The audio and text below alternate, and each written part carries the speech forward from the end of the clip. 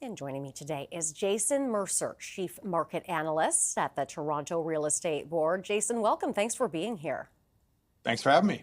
So first, let's get your reaction to the housing announcement.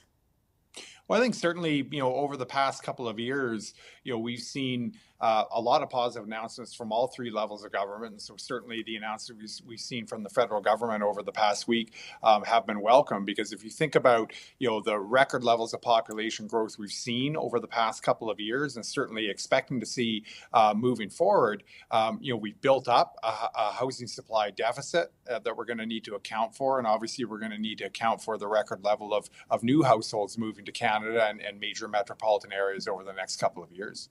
So does this address, those many concerns that Canadians have about affordability and the availability of housing?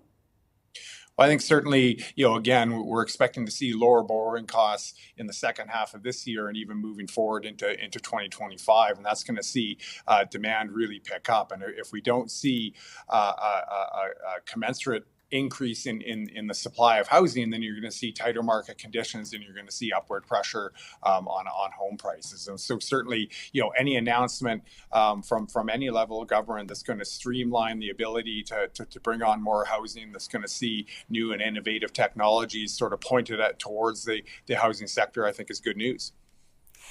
Is there anything else that the feds could be doing here?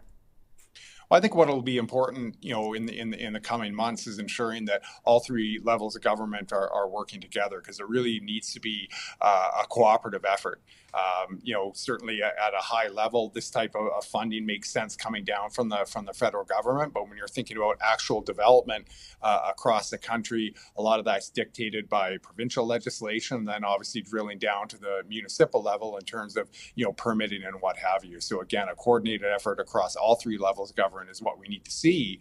And while we've seen, very positive movement on the policy front, we need to see these policy papers turning into shovels in the ground sooner rather than later. Mm-hmm. And what could we see when the budget is tabled?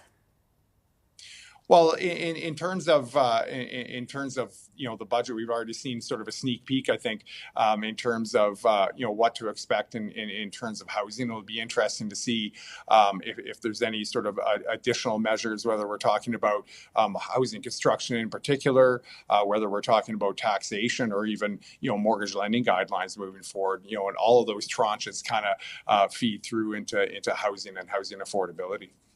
All right, Jason Mercer, Chief Market Analyst at the Toronto Real Estate Board. Thank you very much for your time. We appreciate it. Thank you.